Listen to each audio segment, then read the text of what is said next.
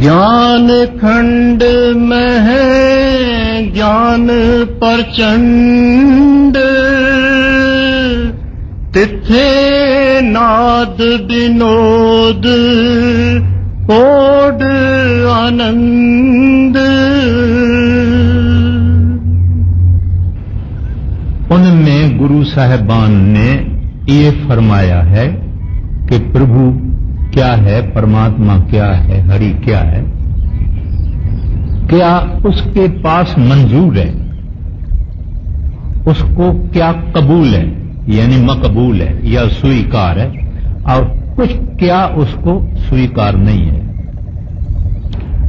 और हमारे पूजा करने के लिए, भक्ति करने के लिए, वर्शिप करने के लिए, आराधना करने के लिए फकत एक जो सब साहेबों का साहेब है,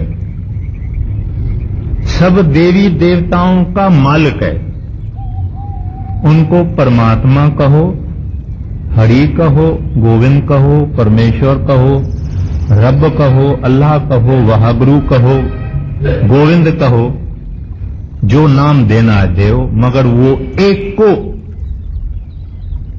उसको ही अपने को पूजना चाहिए, उसकी ही आराधना करनी चाहिए। फिर उन्होंने इसका मार्ग बताया है कि वो एक को कैसे मिलेगा। और अब ये पिछली यानी ये फाइनल जो 4-5 पौड़ियां हैं, उनमें खंडों का जिक्र है। धर्म खंड से उन्होंने शुरू किया है। धर्म खंड है ये हमारी पृथ्वी, और उसमें हैं हम, ये मनुष्य देही, मनुष्य जामा। उसके बाद जुदा जुदा खंड है। जब भजन करने वाला, अभ्यासी, प्रभु को चाहने वाला मेहनत करेगा, कमाई करेगा, साधना करेगा, अभ्यास करेगा, तो इन खंडों से गुजर के आखिर सचखंड में परमात्मा को प्राप्त करेगा, प्राप्त भी करेगा, उस निरंकार का रूप हो जाएगा, निरंकार में समा जाएगा। तो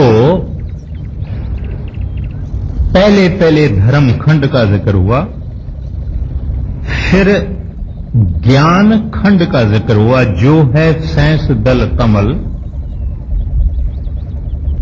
और अभी भी जो पौड़ी है उसमें भी पहली 2 कड़ियां ज्ञान खंड की ही है। उसके बाद सरम खंड है,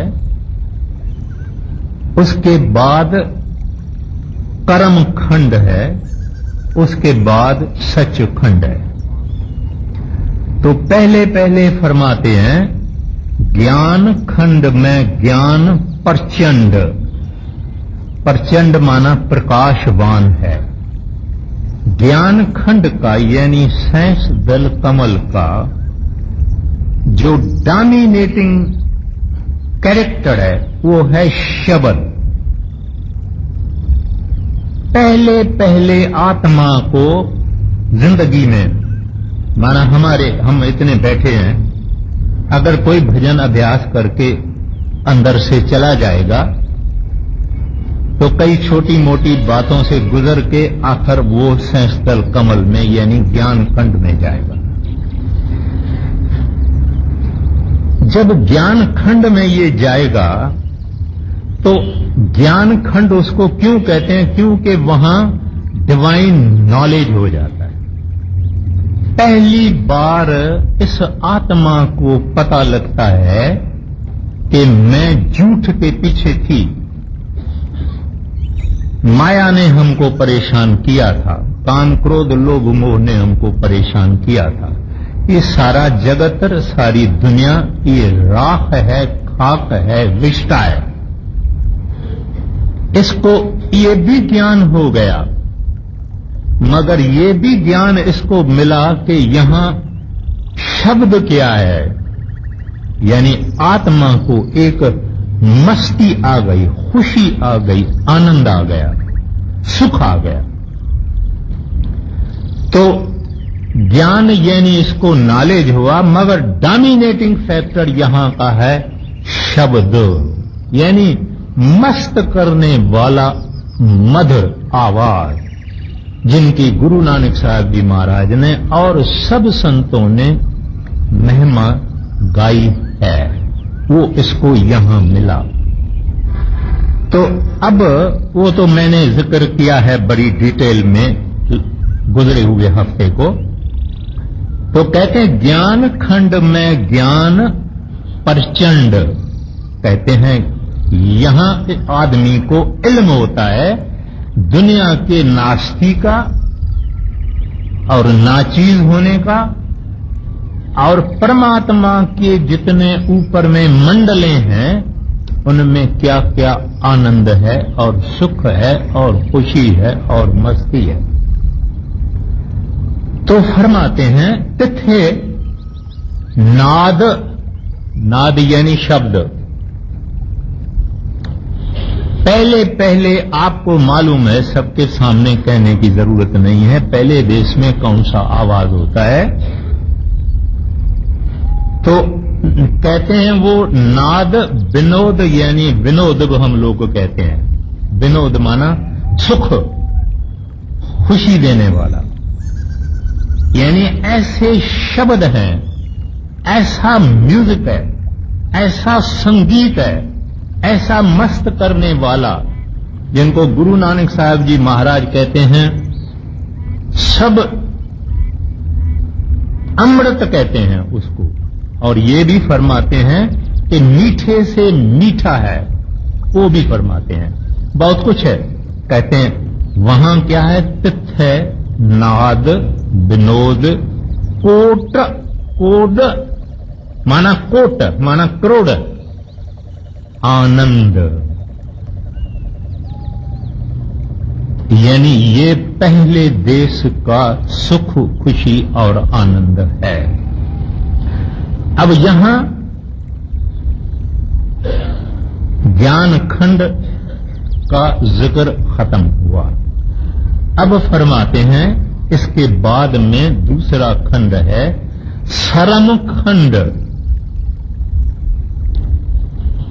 आप पढ़िए। ज्ञान खंड में ज्ञान प्रचंड, तिथे नाद विनोद कोड आनंद, सरम खंड की बाणी रूप, तिथे घारत घरिए बहुत अनूप। अभी शर्म जो लफ्ज है इसकी माना एक्सटसी, माना ब्लिस, माना अनंत सुख। कभी कभी क्या होता है कि ये जो कई गीत गाने वाले हैं, संगीत गाने वाले हैं, बड़े ऊंच कोटि के म्यूजिशियंस हैं, वो ऐसा महामधुर गाते हैं कि आदमी झूलते हैं। अब कभी कभी आदमी एक्सटसी में आ जाते हैं, यानी मस्ती में आ जाते हैं, वजद में आ जाते हैं, उसको अपनी होश नहीं रहती है। शर्म लफ्ज की ये माना है। तो कहते हैं शर्म खंड की बाणी रूप, रूप माना लेकिन वहां डोमिनेट करने वाला, जैसे मैंने वहां कहा डोमिनेट करने वाला शब्द है, यहां डोमिनेट करने वाला रूप है। रूप माना सुंदरता, माना हुस्न, यानी ब्यूटी। हम आप दुनियादार, दुनिया में कोई भी चीज अगर सुंदर मिलती है, खूबसूरत मिलती है, हसीन मिलती है, तो हमको खुशी भी होती है।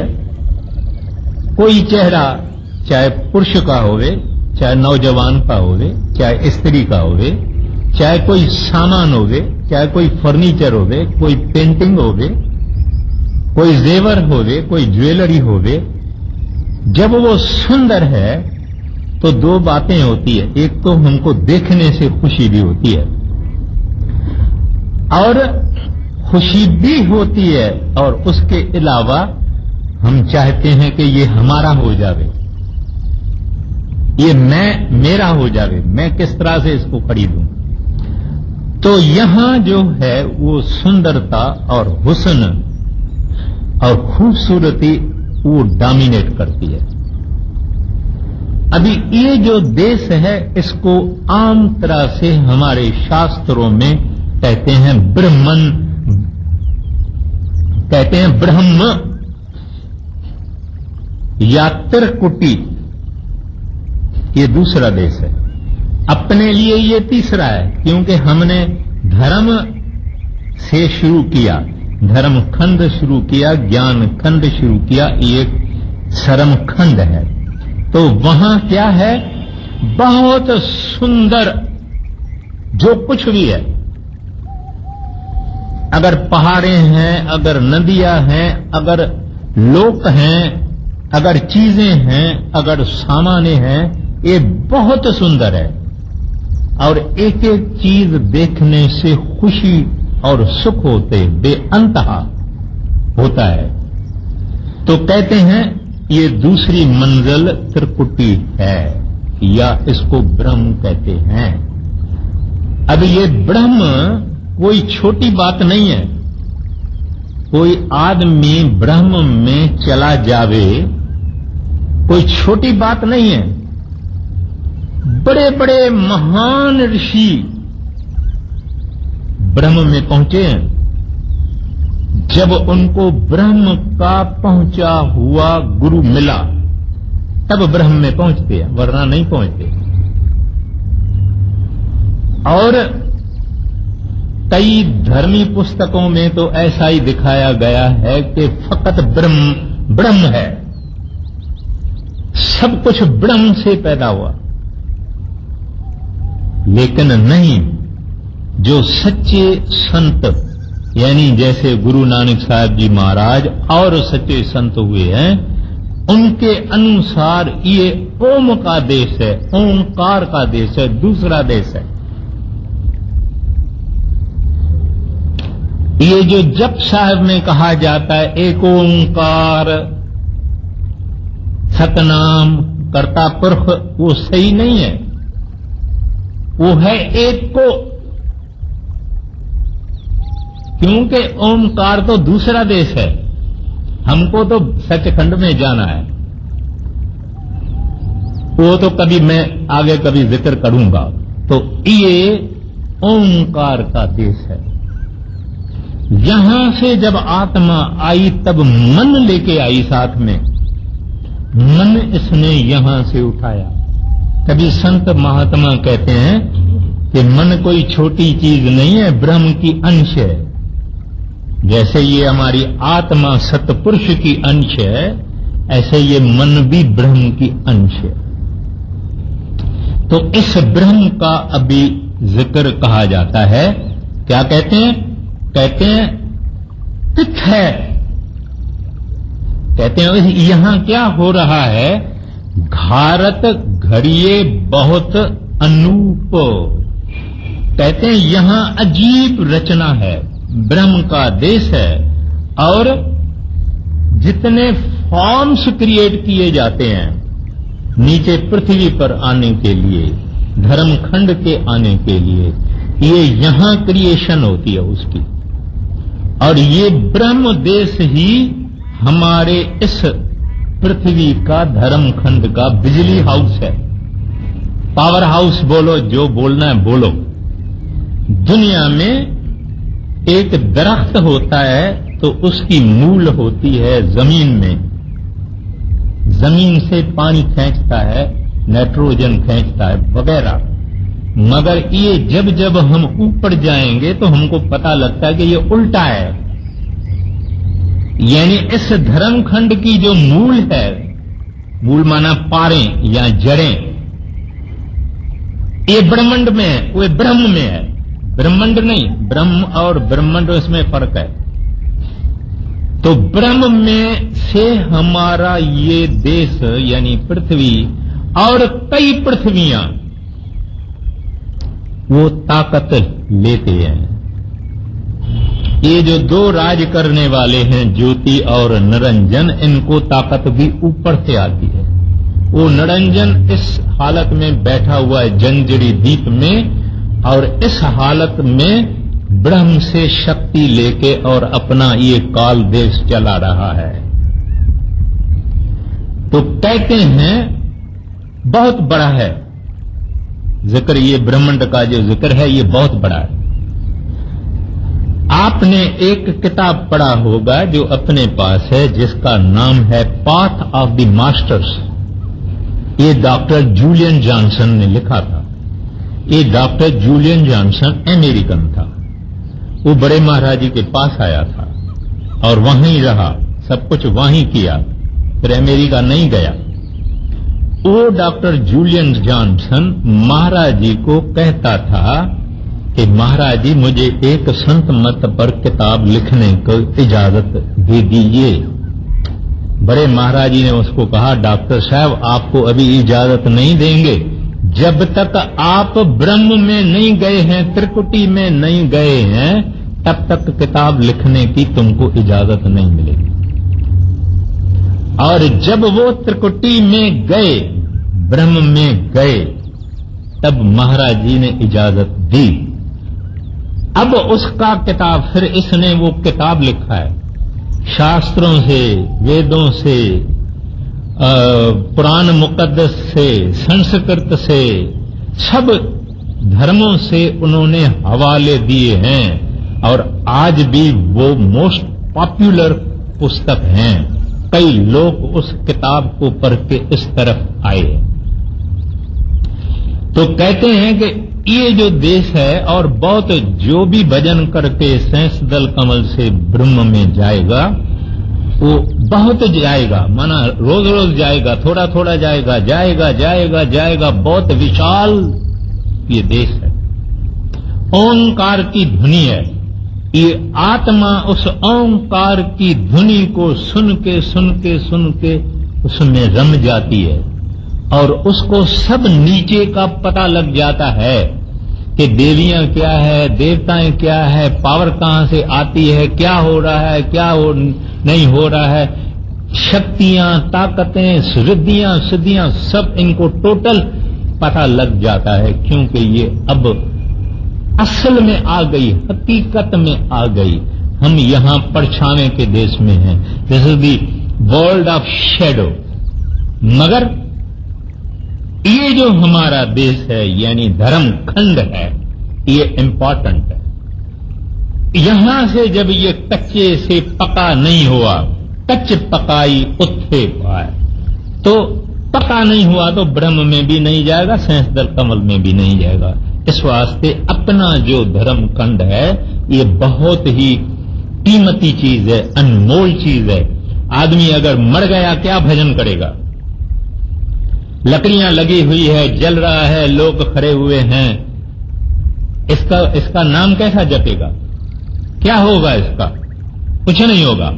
इस वास्ते इस धर्म खंड के अंदर नाम जपना चाहिए, नाम से प्यार रखना चाहिए, नाम का शौक रखना चाहिए, तब ये देश जिनका जिक्र गुरु नानक साहब जी महाराज ने फरमाया है वहां पहुंचेगा।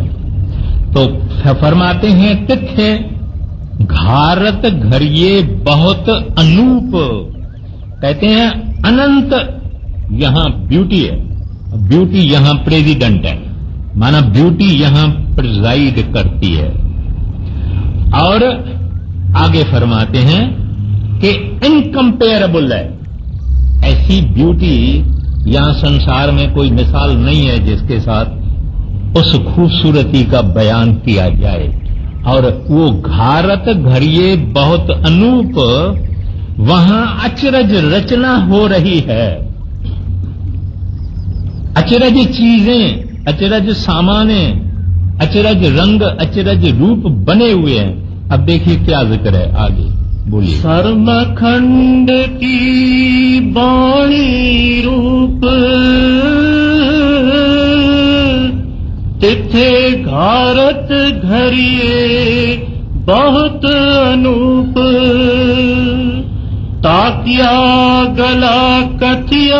न जाए, जे को कहे पीछे पछताए। कहते हैं उसका तो हम जिक्र भी कर नहीं सकते हैं, ताकियां गला कथिया ना जाए। कहते हैं वहां की बातें तखी नहीं जा सकती, जुबान से नहीं जाती। अगर कोई आदमी कहे कि मैं बताता हूं, तो कहेगा वो बाद में पछताएगा, क्योंकि वो जिक्र नहीं कर पाएगा। How can you count the countless, how can you describe the indescribable. यहां ऐसी चीजें ही नहीं है। ऐसे फूल हैं, ऐसे पहाड़ हैं। आपने कभी सुना कि एक पहाड़ जो है वो सारा बिजली का बना हुआ हो, उसके अंदर से रोशनी निकलती है? कभी सुना? आप कहेंगे भाई हमारे दिमाग में तो नहीं बैठती है बात, मगर ऐसी बातें वहां है। इस वास्ते कहते हैं ताकिया गला कथिया नहीं जाए, जे को कहे। कहते कोई कहे कि हां मैं बता सकता हूं, पीछे पछताए। कहते हैं बाद में पछताएगा कि भाई यहां तो डिक्शनरी भी नहीं है, यहां तो वचन ही नहीं है, लफ्ज भी नहीं है, कुछ चीजें ही नहीं है जो मैं बताऊं। आगे ताकिया गला कथिया न जाए, जे को कहे पीछे पछताए। तिथे घड़िए सूरत मत मन बुध, तिथे घड़िए सुरा सिदा की सुध। अब मैंने पहले ही अर्ज किया था गुजरे हुए मंगल को कि ये इतना सुंदर देश है कि संत अपने सेवकों को पहले पार ब्रह्म में ले जाते हैं, फिर यहां ले आते हैं। वरना ये ब्रह्म में ही बैठा रहेगा, कहेगा बस मुझे आगे जाना ही नहीं। तो उनको पार ब्रह्म का स्वाद देके फिर ब्रह्म में ले आते हैं। तो वो स्वाद उनको जो है, इसके कारण ये ब्रह्म में भी अभ्यास करके करके फिर जाना पड़ता है। ऐसा नहीं है, it is not a walk over कि भाई ऐसा ही चला जाओ, ऐसा नहीं है। रोज रोज रोज रोज रोज रोज रोज रोज सिमरन करने वाला कुछ तय करते उसके बाद में ब्रह्म को पार करता है। ये बातें जो है ना, वो तो हम जल्दी कर देते हैं, लेकिन बहुत कठिन है, बहुत कठिन है। तो फिर कहते हैं कि अब पहले बारी इनको पता लगा कि ये ओंकार क्या है। इसने ब्रह्म का दर्शन किया जो महर्षियों ने नहीं किया, और ओंकार में मिल गए, इनकी बुद्धि खुल गई। यानी सोल्स ओन विजडम, यानी ये आत्मा यहां जो है ये बेचारी अनारी है, इसके ऊपर मन बैठा हुआ है, योही इसको चलाता है। ये खाओ, ये पियो, ये देखो, इससे लड़ाई करो, इससे झगड़ा करो, ये करो। आत्मा तो हमारी निर्लेप है, निर्मल है, प्रभु की अंश है, मगर मन शैतान बैठा हुआ है। वो मन ही हमारे आत्मा को हैरान और परेशान करता है।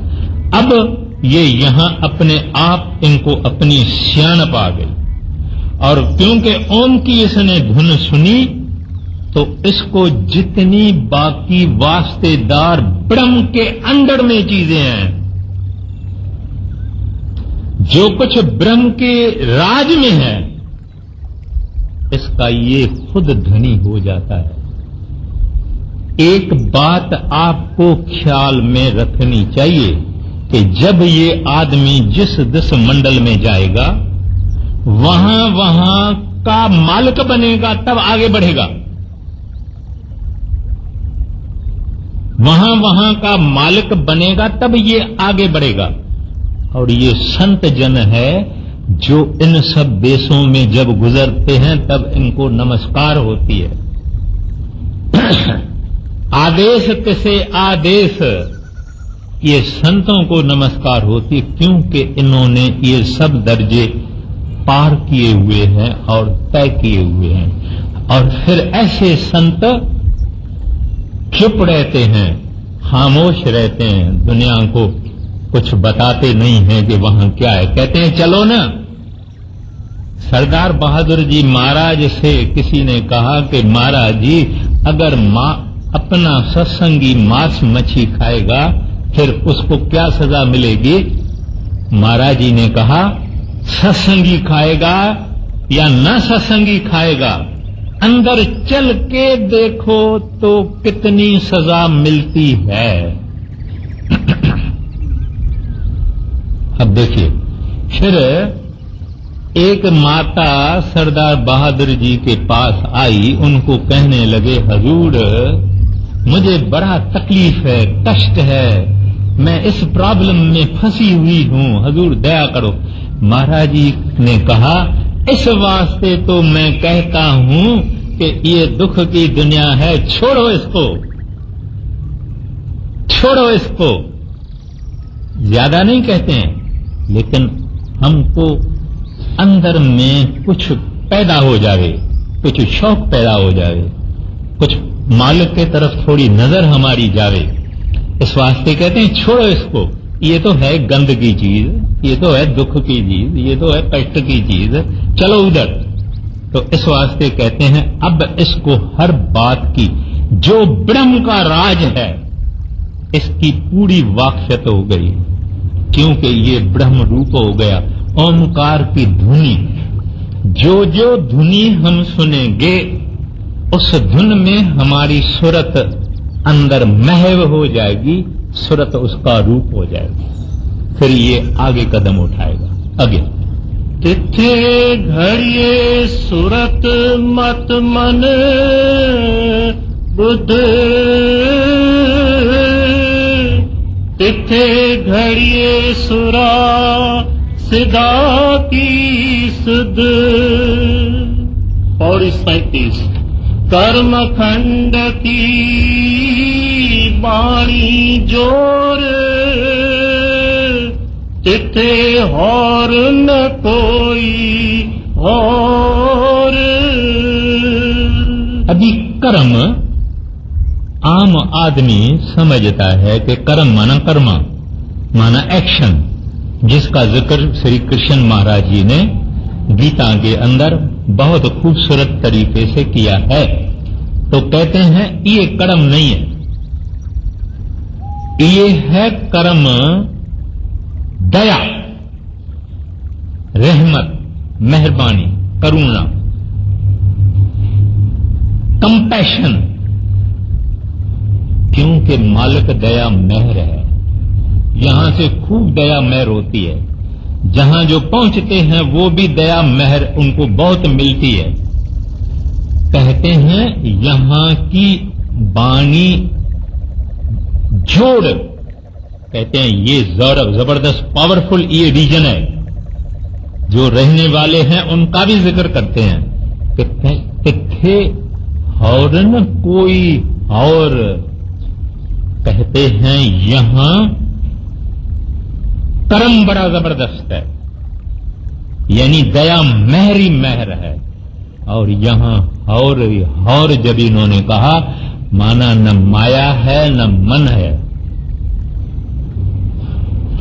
और न कोई और, क्योंकि ये मन और माया को नीचे छोड़ के आया, यानी ब्रह्म तक माया रहती है, क्योंकि वहां तक उनका राज है, वहां मन रहता है। कहते हैं यहां हम लोगों को बहुत मन तकलीफ देता है, माया बहुत तकलीफ देती है।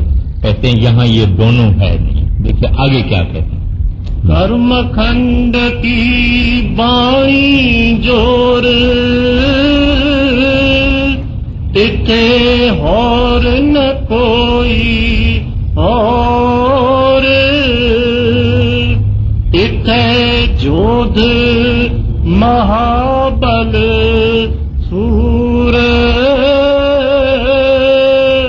तिन में राम रया भरपूर। अब कहते हैं यहां दया मेहर का तो ये देश है, लेकिन डोमिनेटिंग जो है वो शब्द है, शब्द ही शब्द, बहुत पावरफुल, खींचने वाला।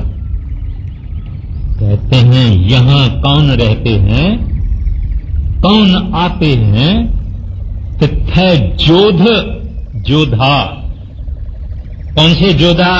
ये नहीं ऐसा मसल वाले, ना ना, जिन्होंने मन से लड़ाई की है। मन कहता है अरे भाई आम खा लो, आम खा लो, फिर मौसम देरी से आएगी, 1 खाओ, 2 खाओ, 3 खाओ। मन इसको ये नहीं कहता है कि संभाल करना, तकलीफ होएगी, नहीं कहता। कहता है खाओ, बहुत लजीज है, मौसम अभी खत्म होने में है, खा लो। इस तरह से हमको सब बुराइयां, खराबियां, आकर्षण करने वाली चीजें, ऐश व इशरत वाली चीजें, ये सब चीजें हमको खराब करती है। इन सब को लात मार के जो ऊपर चला जाता है भजन करके, उनको गुरु नानक साहब जी महाराज कहते हैं तिथै जोध। कहते हैं वहां वो जोधे, योद्धा, इसको युद्ध से योद्धा निकला है, युद्ध करने वाले। हम जब भजन में बैठते हैं फिर मन कहां कहां भागता है, कैसी कैसी बातें सामने ले आता है, दुश्मन नहीं दोस्त, ये वो वगैरह चिंताएं, फिक्र वगैरह वगैरह वगैरह सब लाता है। मगर जो योद्धे हैं उनको हटा के दूर करते हैं और कहते हैं महाबल सूर। कहते हैं वो महाबली हैं। लड़ना तलवार से, बंदूक से क्या है, ये कोई पहलवानी नहीं है। ये जो बड़े में बड़ा पहलवान हमारे अंदर बैठा है, हमारा गला घोंट के बैठा है, उस पहलवान को मारना, उनको कहते हैं योद्धे। वो योद्धे जोध महाबल सूर। और कहते हैं और क्या हुआ, जब ये मन को मार के माया के देश से निकल के ऊपर आ गया, कर्म खंड में आ गया, तिन में राम रहा भरपूर। अब पहली बारी सारे जप साहब में, आप में कई जप साहब पढ़ने वाले हैं नियम से, मुझे मालूम है, और मुझे भी भूल चुक मेरी माफ करना, मैं एक मामूली बंदा हूं। पहली बारी राम लफ्ज इस्तेमाल किया गुरु नानक साहब ने, राम की माना जो जरे जरे में रम्या हुआ होगे। कहते हैं उनके हृदय में भरपूर क्या है, राम माना वागुरु प्रभु कर्ता पुरख, उनके हृदय में वो राम है, प्रभु है। हमारे हृदय में क्या है बताने की जरूरत नहीं है। आपके अंदर भी हमारे अंदर भी मन और माया का जोर है। निर्बल हैं, कमजोर हैं, हम नहीं लड़ सकते, लेकिन ये लड़के यहां आ गए हैं। इस वास्ते कहते हैं राम से ये भरपूर है। अभी देखिए आगे क्या फरमाते हैं। तिथे जोध महाबल सूर, तिन में राम रया भरपूर। तिथे सीतो सीता महिमा माहे, ताके रूप न कथनी जाए। वो नाओ मरहे ना ठागे जाए, जिनके राम वसे मन माहे। फरमाते हैं तिथे सीतो सीता माहे। कहते हैं वहां उनकी क्या हालत है। सीता यानी हमारी सूरत, सीतो माना शब्द। कहते हैं वहां उनकी सूरत शब्द के साथ, या गुरु नानक साहब जी महाराज एक बड़ा सुंदर रूपक बयान करते हैं। सीता, सीतो का माना शब्द है, वो सूरत है, कहते हैं उनसे भरपूर हैं। और सीता माना सिए हुए हैं, जैसे एक कपड़ा दूसरे कपड़े से हम सिलाई करते हैं ना, कहते हैं वो शब्द के साथ सिए हुए हैं, जुड़े हुए हैं, दे आर जॉइंट, मिले हुए हैं। तिथे सीतो सीता महिमा माए, ताके रूप न कथने जाए। कहते हैं वो उनका रूप बयान नहीं किया जा सकता, क्योंकि इस आत्मा का प्रकाश 12 सूरजों का है। एक सूरज हम देख नहीं सकते हैं, इसका अपना प्रकाश 12 सूरजों का है, मगर ये अब आ गई है पार ब्रह्म में, 10वें द्वार में। इस वास्ते कहते हैं इनका प्रकाश और इनकी खूबसूरती, इसकी सुंदरता बयान से बाहर है, और क्योंकि ये शब्द में रमे हुए हैं, और शब्द की एक बड़े से बड़ी खूबसूरती है, खुद परमात्मा है, महानिर्मल है, और हमारी मैल साफ करने वाली और कोई चीज नहीं है। एक गुरु का इश्क, एक गुरु का प्यार, एक गुरु से प्रेम और लगन, एक शब्द में जुड़ना, इससे हमारी आत्मा पाक पवित्र निर्मल हो जाती है। इसमें कोई अवगुण नहीं, कोई बुरा विचार नहीं, कोई उमंग खराब नहीं, बस अभी तैयारी है इनकी, क्योंकि इनके बाद आएगा भंवर गुफा, जो है खाई, जो है डेवड़ी, जो है सचखंड के चारों तरफ। आगे जैसे राजाएं महाराजाएं अपने किला जो बनाते थे, फोर्ट बनाते थे, उसके चौधारी एक पानी का दरिया रखते थे, माना एक लेक रखते थे नकली, ताकि कोई क्रॉस न कर पाए। तो वो भंवर गुफा वाली जो महासुन है, वो सचखंड के इर्द गिर्द है। अब जो आदमी यहां आता है, वो इंतजार है प्रभु को देखने के लिए, सतपुरुष का दर्शन करने के लिए वो इंतजार में रहता है कि हम आए।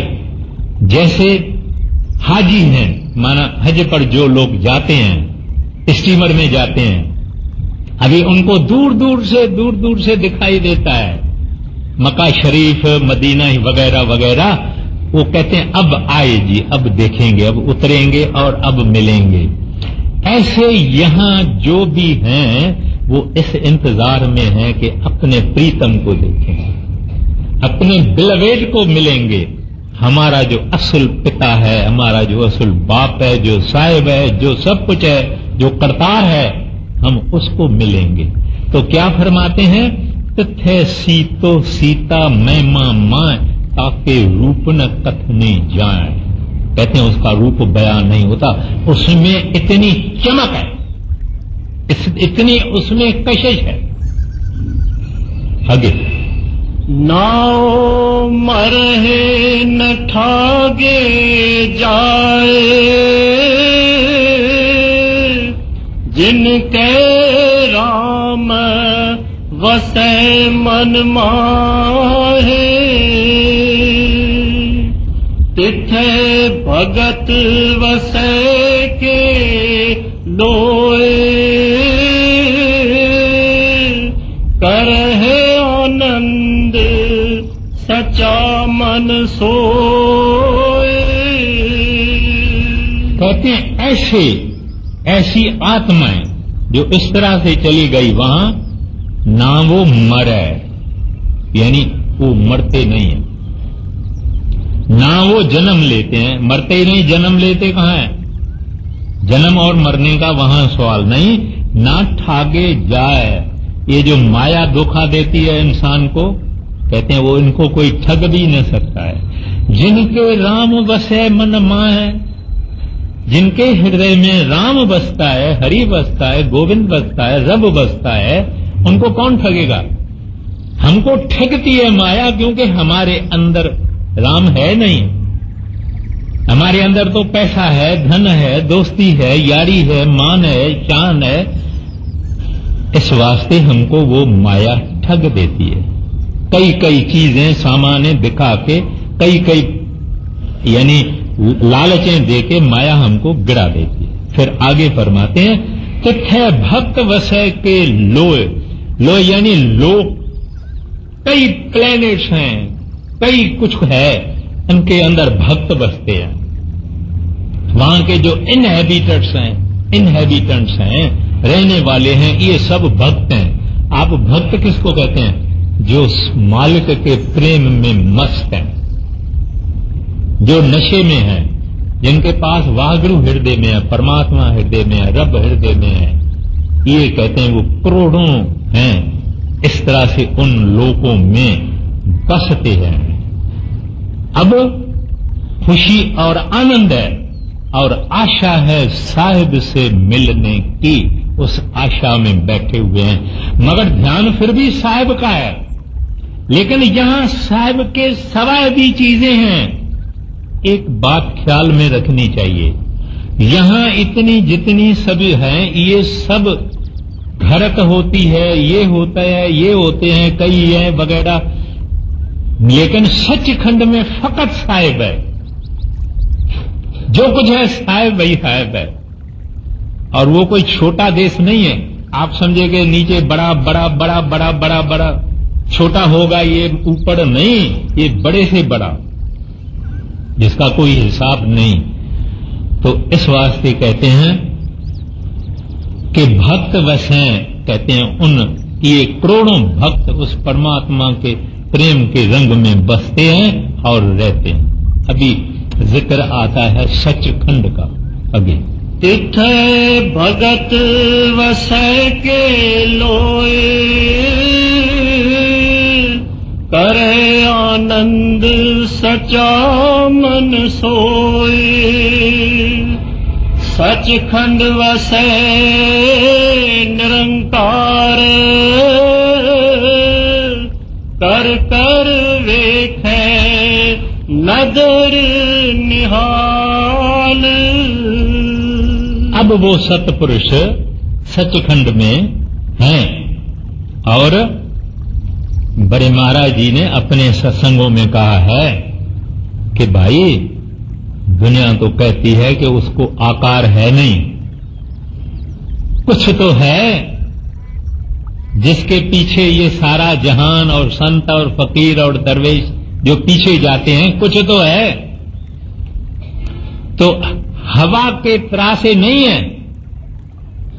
हम जब कुछ लोग ऐसे हैं जो निराकार कहते हैं, माना हवा है, इसको आकार नहीं है, हवा का कोई रूप नहीं है, कहते हैं ऐसे फैली हुई नहीं है चीज, क्या है, जो है सो है। इस वास्ते कहते हैं सचखंड वसे निरंकार, कहते हैं वो साहिब बसता है, करता क्या है, कर कर वेखै नदर निहाल। उसने जो ये सारी सृष्टि पैदा किया, ऊपर सचखंड की बात, उधर कौन है, हंस। हंस कौन है, जिन्होंने सब पर्दे उतार दिए हैं, माना शरीर भी उतार दिया, एस्ट्रल बॉडी भी उतार दिया, कॉजल बॉडी भी उतार दिया, सब उतार दिया, अभी फकत आत्मा जाके ठहरी है। कहते हैं उनको देख देख के वो सतपुरुष खुश होता है और नजर अपनी दृष्टि से उनको निहाल कर रहा है। अभी निहाल लफ्ज बड़ा सुंदर लफ्ज है। निहाल का क्या मतलब है कि आदमी का एक रोम रोम, तन मन धन, रोम रोम जिसका खुश हो जावे, कहते हैं तो निहाल हो गया। हमको तो उन्होंने निहाल कर दिया।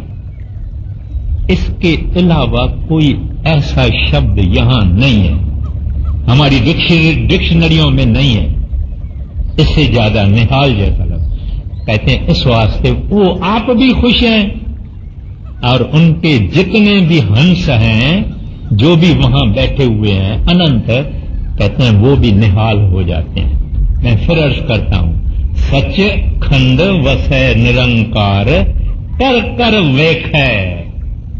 अपना ही जो ये सारा उन्होंने मैनिफेस्टेशन की है, कहते हैं उसको देख के खुश होता है और उस सारी मैनिफेस्टेशन को यानी अपने हंसों को निहाल कर रहा है। आगे सचखंड वसै निरंकार कर कर वेखै नदर निहाल। तिथै खंड मंडल वरभंड जेको कथै अंत न अंत। कहते हैं वहां से दिखते हैं, वहां से दिखाई दे, वो कहते हैं वहां बेअंत है। ये कहता है, ये हंस होके कहता है बेअंत बेअंत बेअंत, क्योंकि वो देखता ही ऐसा है। इधर साहिब देखा वो बेअंत है, इधर साहिब की जो रचना है उसको देखा, इसने कह दिया कि बेअंत है जो बेअंत है। आगे तिथे खंड मंडल वरभंड जेको कथे अंत न अंत। तिथे लो लो आकार जीव जीव हुक्म तेरे तो कार। कहते हैं अनंत नमूने के लोक, दुनियाएं, संसार, रचनाएं तरह तरह के बन रहे हैं और उसके हुक्म के अनुसार जिव जिव हुक्म तिव तिव कार। जैसे जैसे वो दयाल पुरुष हुक्म करता है, चाहता है, ऐसे ऐसे इस सारी सृष्टि की रचनाओं की रचना कारोबार चल रही है, मगर सब कुछ उसके हुक्म के अंदर है। ऐसा कोई नहीं है कोई बड़ा बहुत राजा होवे, वो देश सब देश उसने अपने कर दिया, मगर उसके गवर्नर पूरे काम नहीं करते हैं, उनके अंदर बहुत और खराबियां हो रही है, कोई अपना अपना जायदाद लेके बैठ गया, ऐसा नहीं है। जो कुछ चलता है इनके हुक्म के अनुसार करता है और ऐसी कोई जगह नहीं है जहां वो नहीं है। जरूर लिखा हुआ है सचखंड वसे निरंकार, मगर यहां भी तो निरंकार है, हमारे अंदर भी तो निरंकार है। ऐसी कौन सी चीज है जिसके अंदर वो निरंकार नहीं है? वो सर्वदेशी यानी सब जगह पे है, एक देशी यानी बैठा बराबर सचखंड में है, एक देशी है, सर्वदेशी भी है, कोई ऐसी जगह नहीं है जहां वो नहीं है। आगे तिथे लो लो आकार जीव जीव हुक्म तिवे तो कार। वेखै विगसै कर विचार नानक कथना करड़ा सार। कहते हैं देखता है, खुश होता है और विचार कर रहा है। विचार करने का ये मतलब है कि जैसे जैसे उन्होंने सोचा ऐसे ऐसे हुआ। अब देख के उनको खुश भी होता है और देख भी रहा है। कहते हैं नानक कथना करड़ा सार। कहते लोहे के चने, लोखन के चने अगर हम अपने मुंह में चबाएं तो चबा नहीं सकते हैं, दांत टूट जाएंगे। कहते हैं उसकी कुदरत और उसकी सृष्टि और उसकी महिमा और उसकी विशालता और उसका विजन यानी उसका दर्शन, कहते हैं कोई अपने मुंह से नहीं कह सकेगा, क्योंकि ऐसा कठिन है जैसे लोखन के चने चबाना है। हाँ, देखे विगसे कर विचार, नानक कथना करड़ा सार। पौड़ी 38। जित पाहरा धीरज सुनियार, अहरण मत वेद हथियार। अब समरिए, माना सारे जप साहब में क्या हुआ उसकी समरी है। समरी माना मुख्तसर में, अख्तसार है। और भी क्या मतलब, अभी तत्व पर आते हैं। गुरु नानक साहब जी महाराज हमको तत्व बताते हैं। तत्व बताने के लिए नहीं बताते हैं। He is not describing for the sake of describing, he is describing for the sake of our following it, our doing it, our practicing it. उन्होंने गुरु नानक साहब जी महाराज ने एक सोनारे का दुकान, सुनियार, एक गोल्ड स्मिथ उनका दुकान, उसमें अंदर उन्होंने क्या देखा, एक भट्ठी है, अंगीठी है, आग जलती है। फिर देखा सोनारा भी बैठा है और सुनियार भी बैठा है, गोल्ड स्मिथ भी बैठा है, और बड़ा वो आहिस्ता आहिस्ता काम कर रहा है। वो लोखन वाला नहीं है जो हथौड़ा मारता है बड़ा, ऐसा सोनियारा है, बड़ी बारीक नफीस ज्वेलरी बनाने वाला है। फिर उन्होंने क्या देखा कि उसके बाद जमीन में एक एनविल है, यानी लोखन का एक टुकड़ा इतना है बैठा हुआ है, जिसको हम लोग पता नहीं क्या कहते हैं हिंदी में, जिसके ऊपर जेवरों को लोग सोने को हथौड़े से दबाते हैं। फिर उनके पास एक ढोंकनी है, यानी हवा देता है उस अग्नि को, आग को, भट्ठी को हवा देता है। फिर वो देखता है कि उसके पास एक कोठारी भी है, एक इतनी चीज है जिसके अंदर सोने को पानी जैसा करके और डालते हैं। फिर वो देखता है उसके पास एक मिंट भी है जिसमें सिक्का बनता है, डॉलर बनता है। गिनी देखी है ना आपने, सोने की गिनी, तो उसका छापा होता है, इसका मोल्ड होता है, वो मोल्ड भी है, उसमें वो सोना पिघल के उसमें वो डालते हैं।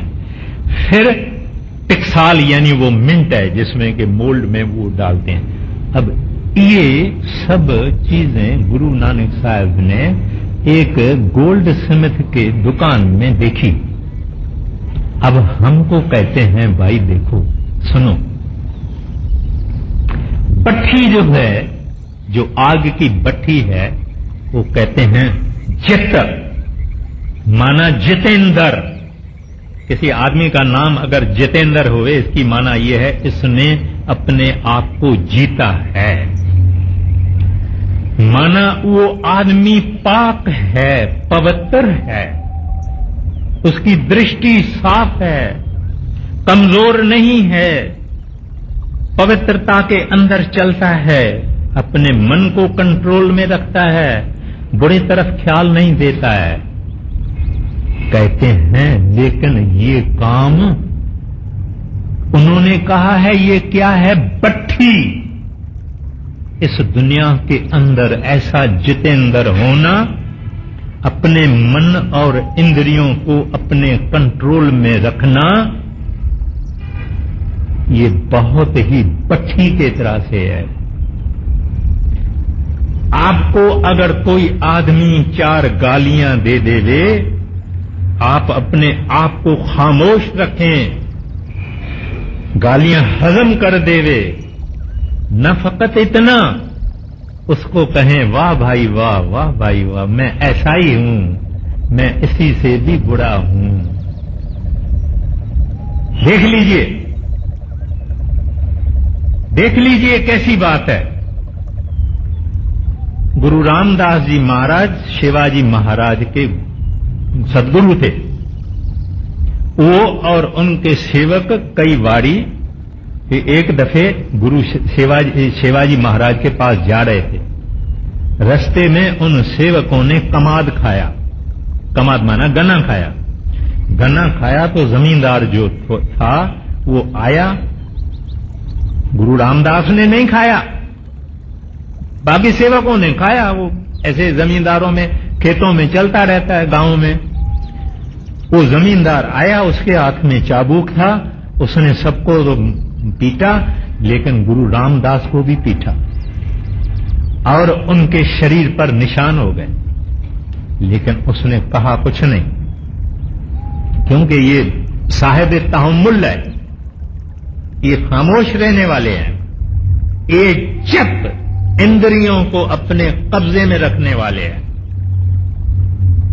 जब स्नान हो कर रहे थे तब शिवाजी महाराज की नजर गई।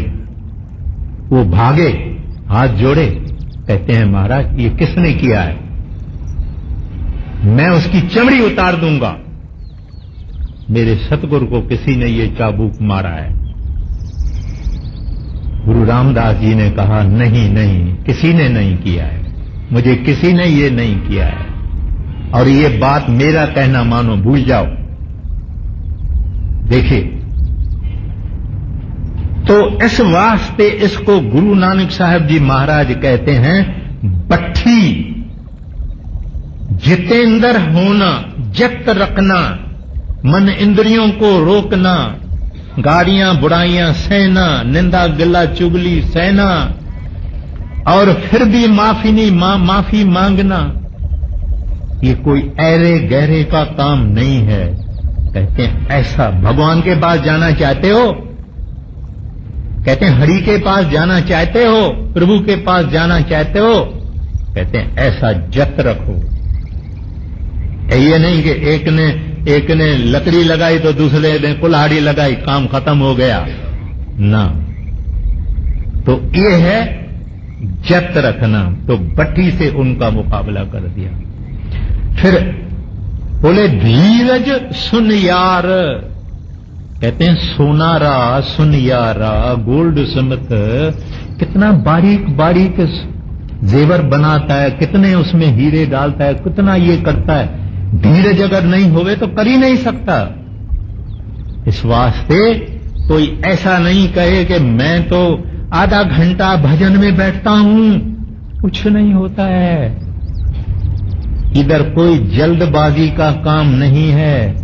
आप समझो एक आदमी मेरे पीछे पड़ा, कहता आखिर ये तो बताओ कि कितना महीना लगेगा, कुछ तो बताओ। मैंने बोला मैं कुछ नहीं कहता हूं, मुझे खुद ही पता नहीं है, मुझे कुछ मिला भी नहीं है। कितना लगेगा ये तो आदमी का अपना शौक है, अपनी अपनी लगन है। लगन ज्यादा है तो जल्दी होता है, शौक नहीं है तो देरी लगती है। मगर बताया नहीं जा सकता कि ये 6 महीने का कोर्स है, ये 12 महीने का कोर्स है, ये 5 बरस का कोर्स है।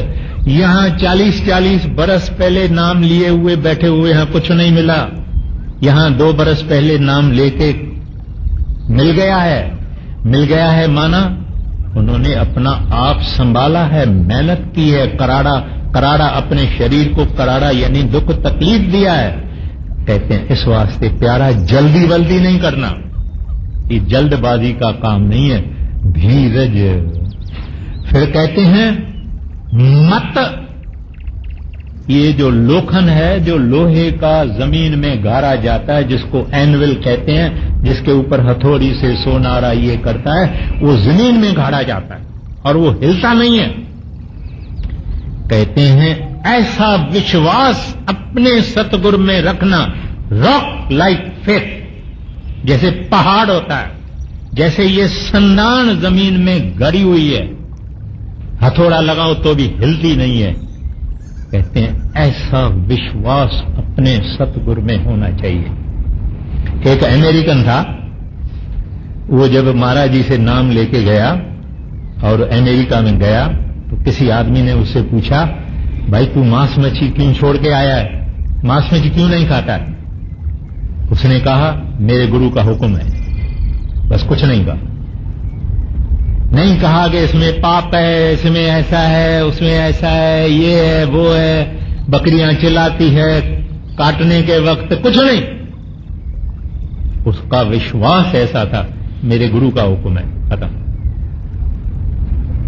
कहता है ऐसा अपने सतगुरु में अटूट, अपार, अटल, रॉक लाइक, पहाड़ जैसा विश्वास रखो। मेरा सतगुरु बड़े से बड़ा है, सतपुरुष है, दयाल पुरुष है, एक कणी कम नहीं है। गुरु नानक साहब जी महाराज ये क्या बता रहे हैं, आप भूलना नहीं। कहते हैं आना चाहते हो सचखंड, सचखंड जाना चाहते हो, हमको कहते हैं ये तुम्हारे अंदर में ये गुण, तुम्हारे अंदर ये गुण, खासियतें, खूबियां होनी चाहिए। फिर कहते हैं वेद हथौड़ा, हथौड़ा, हथौड़ा। कहते हैं ये है सतगुरु ने जो नाम बख्शा है, वेद हथियार। कहते हैं जो सतगुरु ने नाम बख्शा है, शब्द बख्शा है, ये तुम्हारा हथौड़ा होना चाहिए। अपने मन को मारो, अपने मन को मारो, अपने मन को मारो, ये हथौड़ा लगाओ। फिर कहते हैं अग्न तप ताव। जो अग्नि है सुनियारे के दुकान में, कहते हैं ये तप ताव यानी पेनेंस, यानी भजन, ये हार्ड लेबर है, मस्करी मत समझना। और डरना भी नहीं, क्योंकि गुरु हमारे साथ है। जो हम भजन करते हैं ना, हम कौन है? ये इतनी दीवार है ना, इसके ऊपर कोई चढ़ सकता है? सचखंड हम कैसे जाएंगे?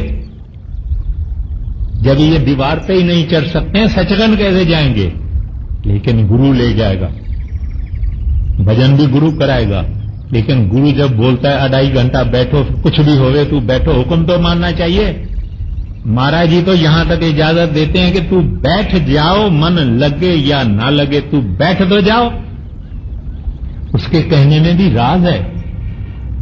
अगर हम उठें और मन कहे कि अगर हम बैठे, मन कहे उठो तो उठ गया, तो मन को पता है कि ये कमजोर है, इसको मैं जल्दी उठा दूंगा। मगर अगर ये मन को कहें कि बच्चू उठने वाला नहीं हूं, तू खारिश करेगा, सिर में दर्द डालेगा, कुछ भी करेगा, मैं उठने वाला नहीं हूं, मैं तो बैठा रहूंगा।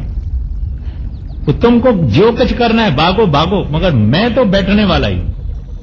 तो मन आहिस्ता आहिस्ता आहिस्ता लगेगा। फिर कहते हैं क्रूसिबल कोठारी भाव। कहते हैं प्रेम की तुम्हारे पास वो क्रूसिबल होना चाहिए।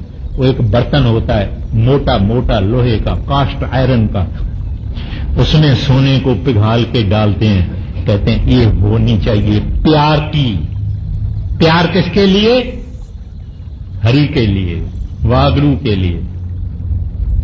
दूसरों के साथ, सबके साथ इज्जत भी करनी है, दुनियादारी करनी है, रूटीन करना है। यानी मैं पहले भी अर्ज किया है कि एक घर की औरत सब घर वालों के लिए पलंग संभालती है, पलंग सीधा करती है, लेकिन जब पति का पलंग सीधा करती है, चादर लगाती है, उसके अंदर में भावना और है। जब घर वालों के लिए करती है, उसके अंदर में भावना और है। क्या? वहां ड्यूटी करती है, वहां प्यार का उमंग है। तो ड्यूटी जरूर करनी है, लेकिन प्यार अपना उस साहब को देना है। दूसरा कोई हमारे प्यार के काबिल नहीं है। दूसरा सब झूठ है, मतलब है, स्वार्थ है। लेकिन जगत से भागना भी नहीं है, घर में बैठ के और अपनी ड्यूटी करनी है। फिर आखिर में कहते हैं क्या करो?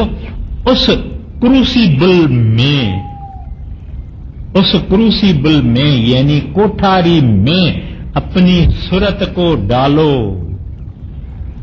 अपनी सूरत को डालो। और शब्द रूपी जैसे सोन पिघला हुआ जाता है, कहते हैं वो उसमें डाल के जैसे सुनहरा डॉलर बनाता है, जैसे गिनी बनाता है, ऐसे कहते हैं तुम्हारे सूरत और शब्द मिलकर के उस कोठारी में एक गिनी बन जाएगी, डॉलर बन जाएगी।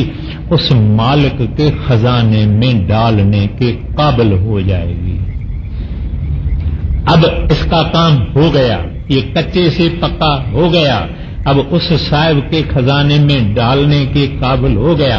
मगर ये कौन होगा, इसके लिए महाराज जी देखो क्या फरमाते हैं आगे। जित पहरा धीरज सुनियार, ऐरण मत वेद अतियार, भौखला गिन तपताव, भांडा भाव अमृत तित डाल, घड़िए शब्द सची टकसाल, घड़िए शब्द सची टकसाल।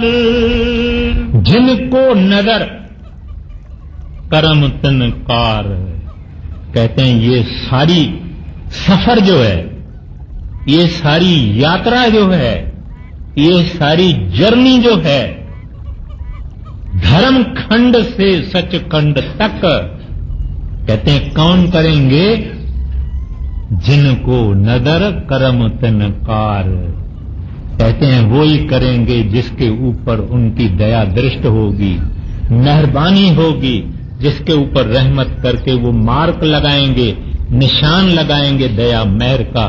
वो आदमी इस तरफ आएगा, ये तप करेगा, ताव करेगा, सब कुछ करेगा, आहिस्ता आहिस्ता आहिस्ता आहिस्ता उस साहिब के चरणों में आ जाएगा। कहते हैं लेकिन मत समझना कि हमारी मेहनत से होगा। जो करने वाले हैं वो कहते हैं मेहनत भी उसने करवाई, तो करने कराने वाला खुद है।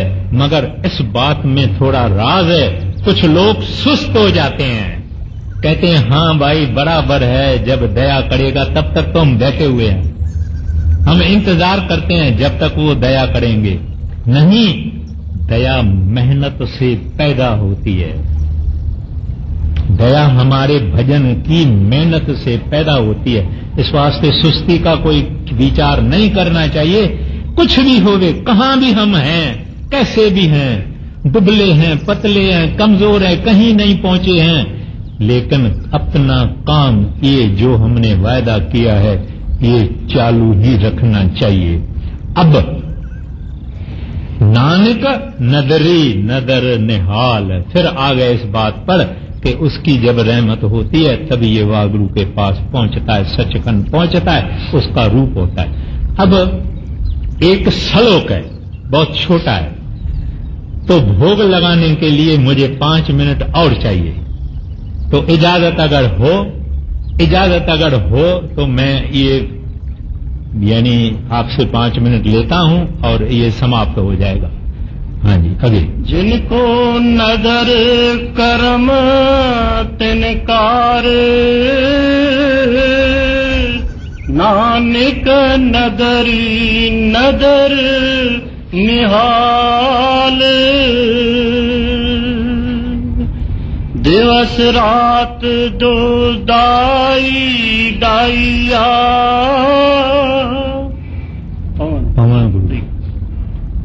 पवन गुरु पाणी, पिता माता धरत,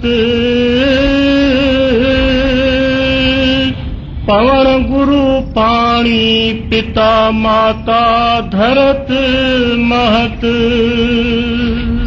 अब महाराज जी फरमाते हैं ये श्लोक है, यानी श्लोक से भोग होता है, यानी थोड़े अंदर फिर गुरु नानक साहिब जी महाराज मुख्तसर में बता देता है, कितना खूबसूरत वचन वो इस्तेमाल करते हैं। आप कहते हैं ये पवन यानी हवा यानी प्राण, ये कौन है? कहते हैं ये हमारी रूह है। इस संसार में ये रूह अथवा सुरत अथवा आत्मा, कहते हैं ये ही सब चलाती है, हाथी को भी वो चलाती है, चूंटी को भी वो चलाती है, हरेक को वो चलाती है। इस वास्ते उसको कहते हैं पवन गुरु, कहते हैं वो जो है चलाने वाली। गुरु का यहां मतलब है चलाने वाला। रूहानी दुनिया में गुरु सब है, इस दुनिया की पृथ्वी पे चलाने वाली चीज जो है वो सुरत है और आत्मा है। और पिता मन है, और माता कहते हैं धरत महत, बड़ी है माता। जब तक अगर मन नहीं होता तो काम नहीं बनता, तो हम पैदा भी नहीं होते। इसके कारण ही पैदा होते हैं क्योंकि मन है। और वो जो धरती है वो हमारी माता है। अब एक हो गया रूह या आत्मा चलाने वाला, दूसरा हो गया पिता यानी मन, और माता हो गई धरती। अब इससे क्या है बाकी? दिवस रात द्वय दाई दाया, कहते हैं रात भी और दिन भी, और एक दाई है और एक दाया है। दाई यानी नर्स, दाया यानी मेल नर्स। यानी नर्स ऐसा नहीं आप समझो कि खाली औरत ही नर्स होती है, पुरुष भी नर्स होते हैं। मगर जहां पुरुष नर्स की, नर्सिंग माना संभाल करना, किसी की भी परवरिश करना, संभाल करना, ख्याल रखना, उसको टाइम से पानी देना, सुलाना वगैरह। तो कहते हैं कि वो तीनों हो गए पहले, फिर कहते हैं रात और दिन, और फिर कहते हैं ये पुरुष और प्रकृति यानी ज्योति और निरंजन। कहते हैं ये सारा संसार इस तरह से खेल सगल जगत, कहते हैं इस तरह से ये सारा संसार का खेल चल रहा है। रूह आ गई, मन आ गया, धरती यानी माता आ गई, दाई आ गई, दाया आ गया, पुरुष आ गया, प्रकृति आ गई। संसार का तमाशा, संसार का जगत का खेल चालू है इसके कारण। अब देखिए इसके बाद कहना, अब देखिए महाराज जी क्या फरमाते हैं, चंगाइयां। दिवस रात दोए दाई दाइया, खेल सगल जुगत, चंगाइयां बुराइयां वाचे, धर्म हदूर, करनी आपो अपनी, के नेरे के दूर। पहले वो जगत का नाटक बता दिया 2 कड़ी में, कितना सुंदर है। 2 कड़ी में सारा नाटक जगत का बता दिया। अब कहते हैं इनमें हम लोग जो हैं चंगाइयां बुराइयां, बुरे कम भी करते हैं भले कम भी करते हैं। वाचे धर्म हदूर, और कहते हैं वो धर्मराज जो है वो इंसाफ करने वाला जो है वो वाचता है, माना वाच के लिखता भी है। मत कोई सोचे कि मैंने दरवाजा बंद करके फलाना खोटा काम किया है।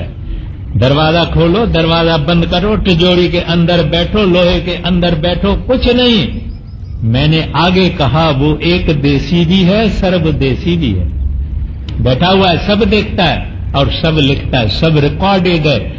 ये मामूली दुनिया के टेप रिकॉर्डर और वीडियो पूरा रिकॉर्ड रख देते हैं। ये साहिब ने जो ये मशीनरी बनाई है इसमें कोई कसर होगी? तो कहते हैं सब कुछ रिकॉर्डेड हो जाता है। फिर फरमाते हैं करनी आपो आपने, कहते हैं किया उन्होंने ही है। आज अगर अस्पताल के अंदर आप एक आदमी देखते हैं लटका रहा है, इधर ऑक्सीजन पड़ी हुई है, ग्लूकोज चढ़ा हुआ है, टेप लगी हुई है, एक टांग ऊपर है एक नीचे है, ये इनका ही कर्म है। आज कोई अगर सुखी है, खुश है, साहब साहब सब करते हैं, सलाम सलाम सब करते हैं, 15 डिशेस खाने की आ जाती है। इसके भी अपने ही कर्म हैं, उसके भी अपने ही कर्म हैं। कर्मी आपो आपने के नेरे के दूड़। फिर एक और हैं, ये तो बुरे भले वाले हैं, एक और हैं जो बुरे और भले से ऊपर चले गए। Those who have transcended the good and the bad, the evil and the virtuous, वो इनसे ऊपर चले गए हैं। कहते हैं अब इनमें अपनी अपने कर्मों के अनुसार उस साहिब को कुछ नेरे हैं, यानी प्रभु के प्यारे, प्रभु के भक्त जो डर के संसार में चलते हैं। डर नहीं तो गुनाह करेगा, अगर डरता है तो गुनाह से नहीं करेगा। कहते हैं अपने अपने किए के अनुसार परमात्मा को नजदीक भी है और परमात्मा से दूर भी है।